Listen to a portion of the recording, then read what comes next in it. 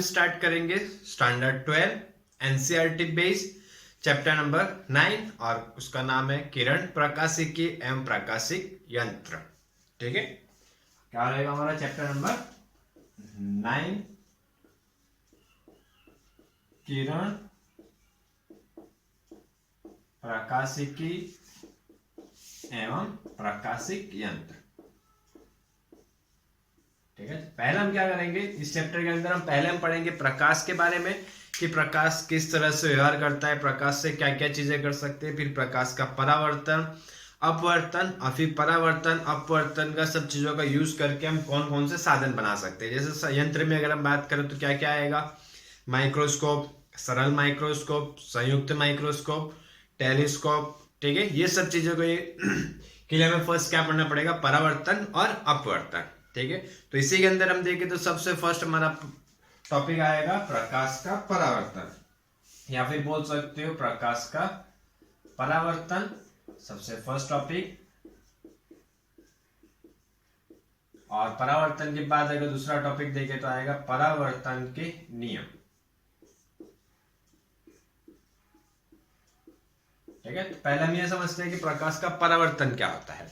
ठीक है, तो प्रकाश के परावर्तन की अगर हम बात करें तो उसके लिए एक एग्जांपल ले सकते हैं। जैसे मान लो कोई भी चीज होती है, तुमने बचपन में या कभी भी खेला होगा कि जो धूप आती है, धूप से अगर क्या कर रहे हो तुम, घड़ी का यूज करके उसका कहीं ना कहीं बिंदु या उसका प्रकाश तुम क्या करते हो, किसी आंख में या किसी की खेला होगा। ठीक है, किसी की आंख में गिराते हो, उससे चित्र बनाते हो। ठीक है, तो उसको क्या बोल सकते हो तुम, प्रकाश का परावर्तन। कैसे होता है, प्रकाश आता है और घड़ी के ऊपर गिरता है, घड़ी का जो कांच होता है उस सतह से क्या करता है, वापस आता है, तो जिसको हम क्या बोल सकते हैं, प्रकाश का परावर्तन। ठीक है, तो रियल लाइफ में इसका उपयोग क्या होता है, अब रियल लाइफ में अगर हम देखें तो प्रकाश के परावर्तन के कारण ही हमें पूरी दुनिया में क्या होती है, सभी चीजें दिखाई देती है।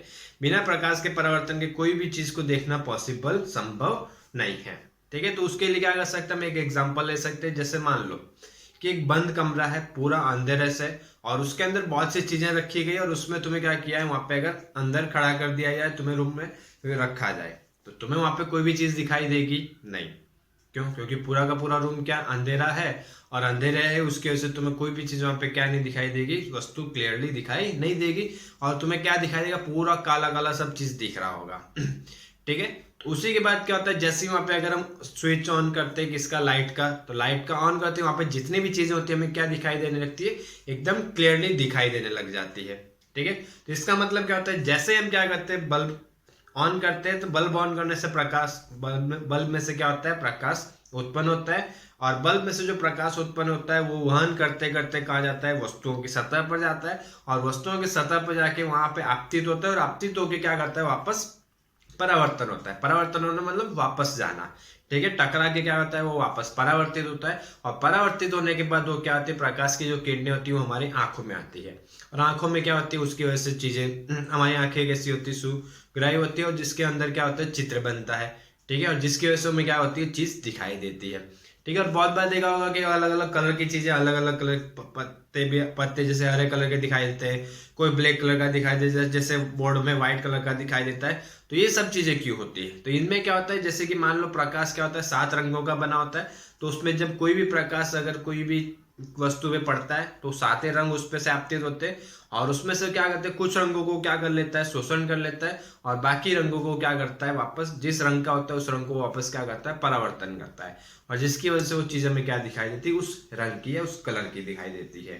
ठीक है, और उसके लिए अगर हम देखें तो हो जाएगा हमारा प्रकाश का परावर्तन। ठीक है, और उसी के बाद अगर देखें तो क्या आएगा, परावर्तन के नियम। ठीक है, और परावर्तन के नियम में देखेंगे तो 2 नियम आएगा, और 2 नियम पढ़ने से पहले हम कुछ बेसिक चीजें पढ़ लेते हैं। जैसे मान लो कोई चिकनी सतह है, ठीक है, जिसके ऊपर तुम क्या कर सकते हो, कोई धातु मान सकते हो। जैसे धातु को भी अगर तुम कोई धूप में रखो तो वहां से क्या होती है, किरणें वापस आती है हमारी आंख में। ठीक है, तो इस क्या मान लेते हैं, कोई चिकनी सतह है, मानना चाहो तो कांच मान सकते हो। ठीक है, और ऐसे ये जो लाइन की होती है इसका मतलब क्या है, दूसरी तरफ उसके कलर किया होता है। अगर कलर नहीं करे तो क्या होता है, जैसे उसके ऊपर प्रकाश आपतित होता है तो प्रकाश क्या करेगा, दूसरी तरफ निकल जाएगा, वहां पे प्रकाश का परावर्तन नहीं होता है। जैसे अगर हम देखें नॉर्मल अगर एकदम सिंपल कांच होता है तो उसमें हमें अपना प्रतिबिंब नहीं दिखाई देता है। वही अगर कोई कांच ऐसा होता है जिसके पीछे की तरफ पेंट किया होता है, कलर किया रहता है, तो उसमें हम अपना चेहरा क्या कर सकते हैं, आसानी से देख सकते हैं। क्यों? क्यों उसके अंदर क्या होता है, प्रकाश का परावर्तन होता है। ठीक है। और सिंपल सा ग्लास होगा तो उसमें से क्या होता है, प्रकाश का आगे वहन हो जाता है, जिसकी वजह से हमें अपना परावर्तन या अपना चित्र या अपना चेहरा दिखाई नहीं देता है। ठीक है, तो इसका मतलब यहाँ पे भी हम यूज करेंगे तो इसका मतलब होता है वहाँ पे क्या दिया जाता है, कलर किया होगा, पेंट किया होगा या कोई कोटिंग की होगी। ठीक है, तो जिसकी वजह से क्या हो सकता है, प्रकाश का परावर्तन हो सके।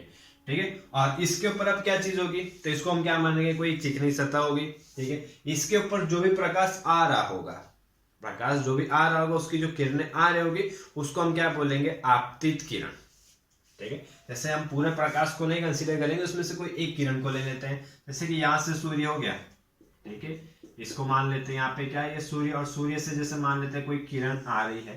ठीक है, तो ये जो किरण आ रही होगी, इस किरण को हम क्या बोलेंगे, आपतित किरण या आपतित प्रकाश बोल सकते हो।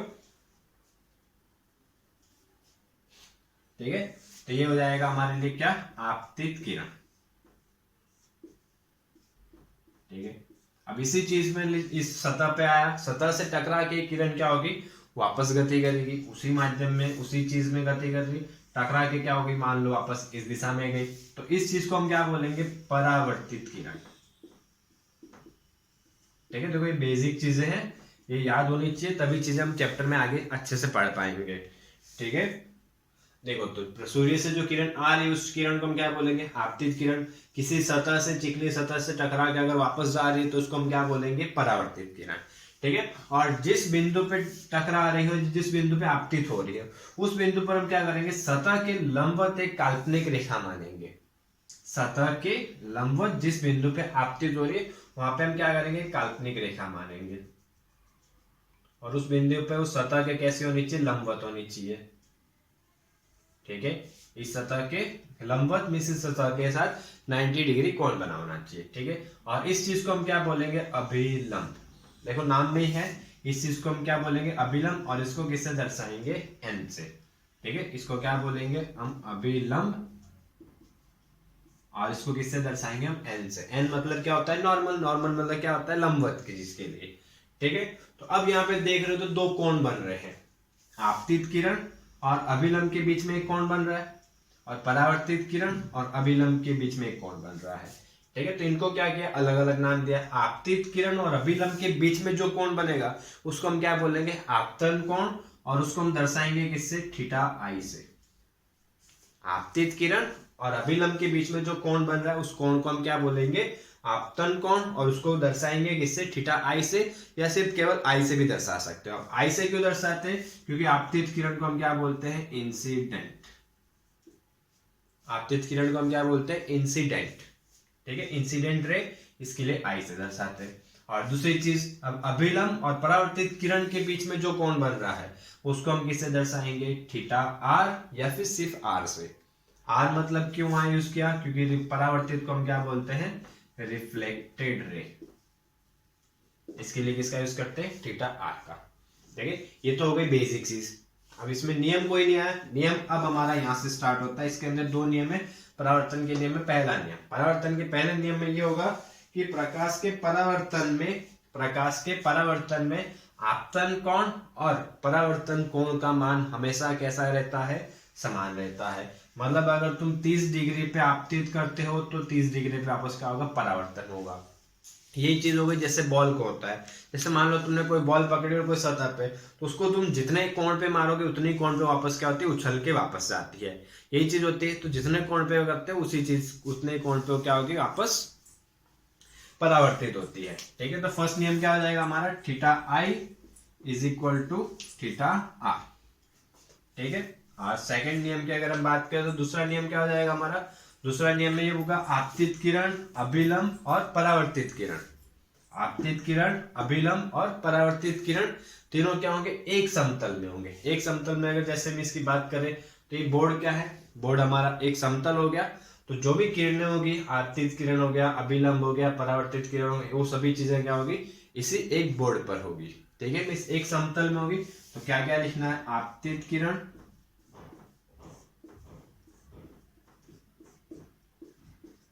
परावर्तित किरण और अभिलंब, तीनों क्या होंगे, एक ही समतल में होंगे।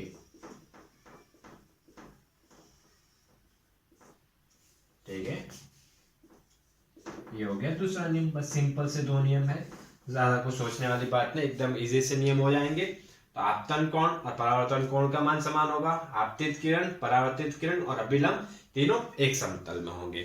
ठीक है, तो फटाफट इसका एक बार स्क्रीनशॉट ले लो और यहाँ पे हमारा टॉपिक खत्म होता है, परावर्तन के नियम। और इसके बाद देखेंगे तो इसके बाद क्या होगा, हम कुछ परिभाषाएं देखेंगे, जैसे उसके अंदर ध्रुव हो जाएगा, अवतल दर्पण और उत्तल दर्पण, वक्रता त्रिज्या, वक्रता केंद्र, अभी, ठीक है, वो सब चीजें परिभाषाएं देखेंगे। इसके बाद फटाफट एक बार इसका स्क्रीनशॉट ले लो। ठीक है, और इसके बाद अगर हम देखें तो इसके बाद आएगा परावर्तन को समझने के लिए कुछ परिभाषाएं।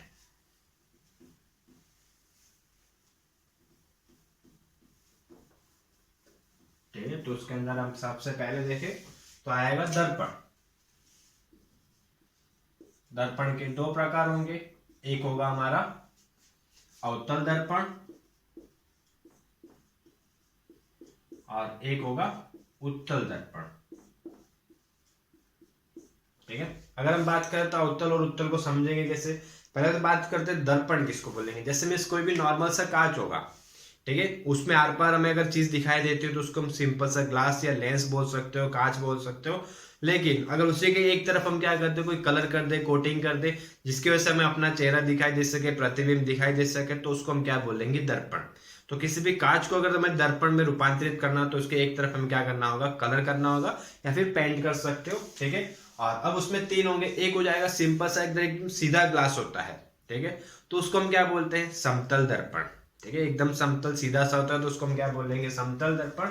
और अवतल दर्पण और उत्तल दर्पण में क्या होगा, अब जैसे कि मान लो इस प्रकार से हमने कट करके रखा हुआ है, मीन्स ये क्या होता है, पूरा एक गोला होता है, कांच का एक बड़ा सा गोला होगा इस तरह से, तो उसमें से क्या करेंगे, कांच के एक बड़े से गोले में से इतना सा भाग हम कट करते हैं।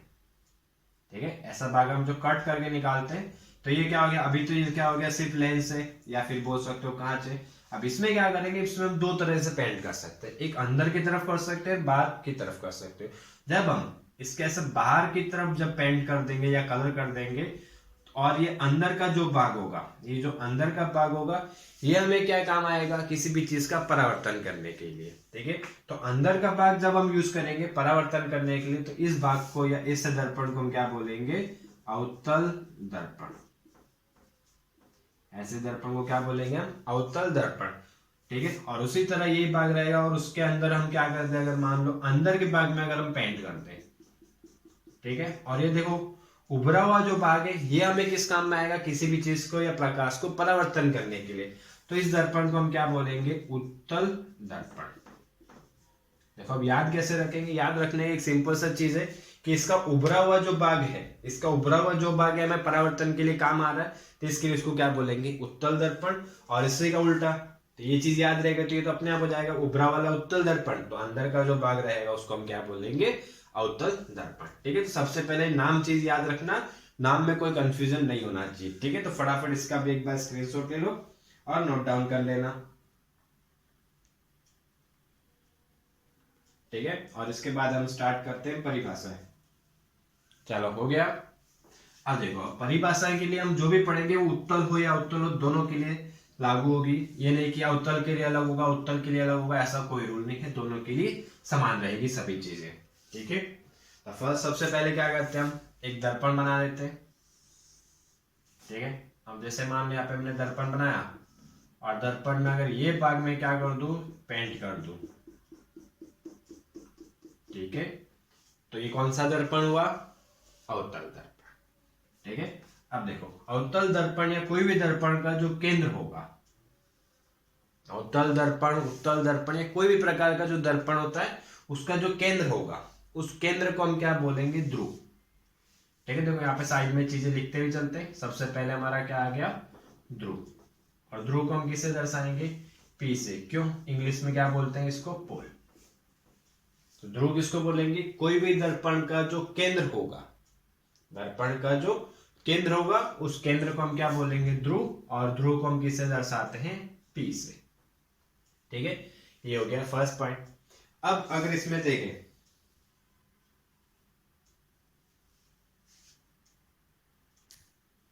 ठीक है, अब इसमें अगर हम देखें, ये तो हो गया केंद्र को ध्रुव, बोलते हैं। अब यहां से यहाँ की जो दूरी होगी, ये सिरे से ये सिरे की जो दूरी होगी, ठीक है, Q से Q डैश तक की जो दूरी होगी, इसको हम क्या बोलेंगे, द्वारक। इसको क्या बोलेंगे हम, द्वारक, Q से Q डैश, ठीक है।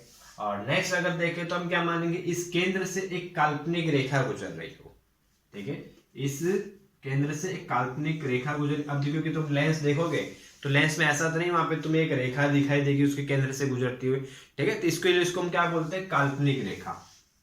क्या करना है, इसके केंद्र से एक काल्पनिक रेखा गुजर रही है, ठीक है। देखो यहाँ पे मैं नाम लिख देता हूँ काल्पनिक रेखा, क्योंकि ये रियल में दिखाई नहीं देती है, ठीक है, हम ऐसा मानते हैं।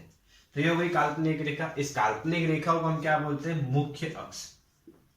इस काल्पनिक रेखा को हम क्या बोलेंगे, मुख्य अक्ष, ठीक है। ये हो गया थर्ड पॉइंट, ठीक है। अब इसके बाद अगर हम नेक्स्ट पॉइंट देखें तो नेक्स्ट पॉइंट ये होगा कि जैसे इस दर्पण को हम किससे बनाया होगा, किसी गोले से काट के बनाया होगा, कांच के गोले से।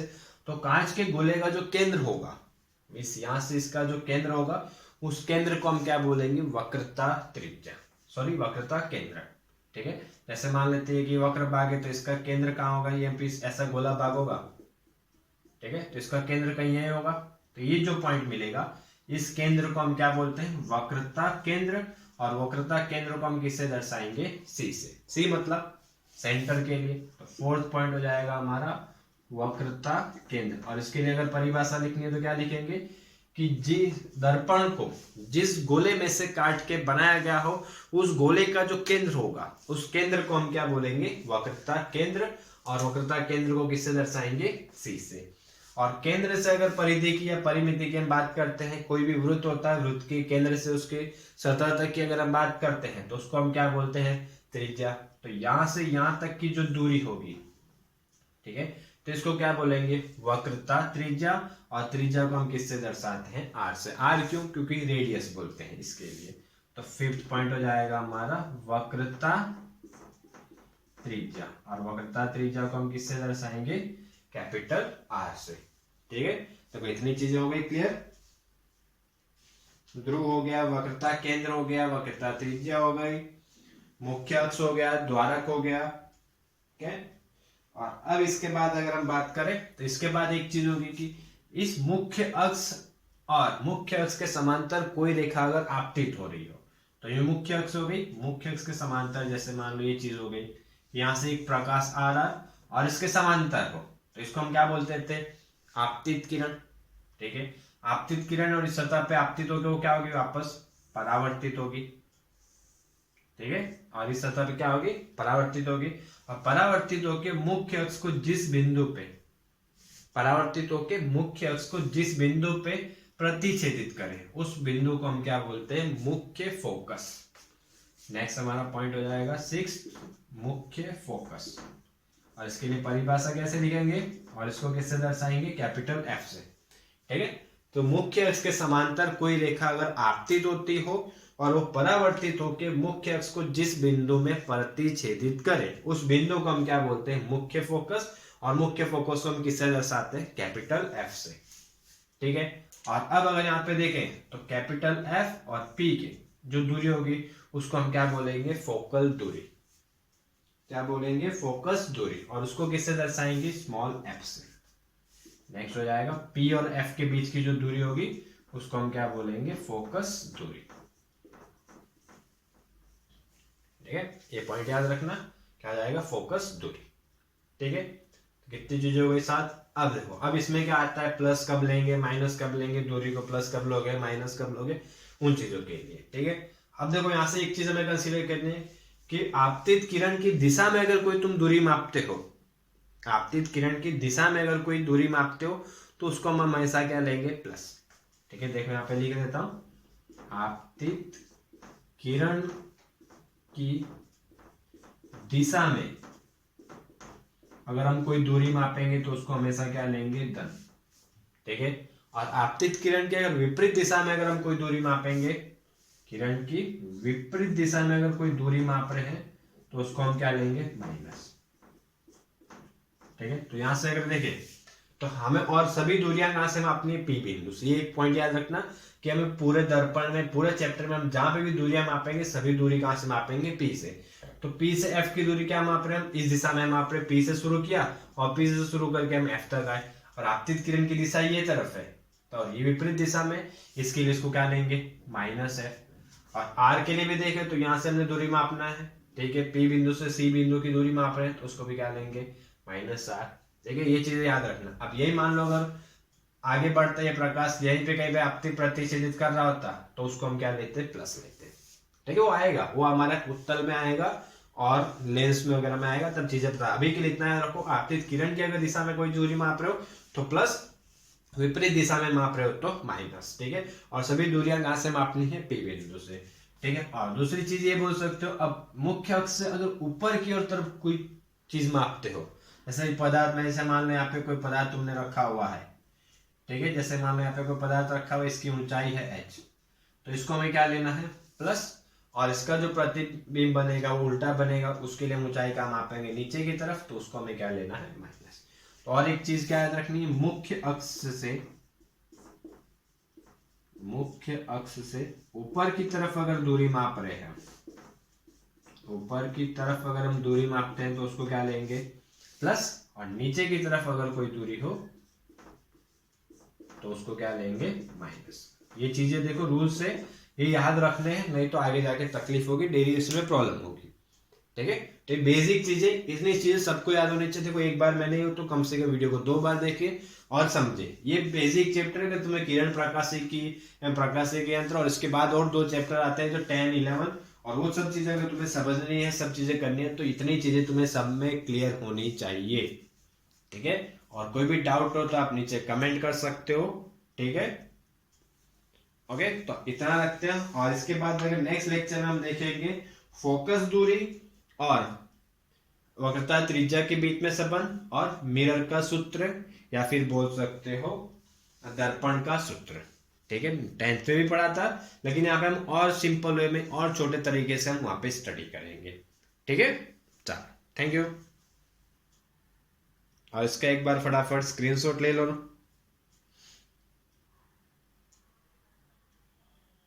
ओके, वीडियो देखने के लिए थैंक यू, और पसंद आया तो सब्सक्राइब जरूर करना।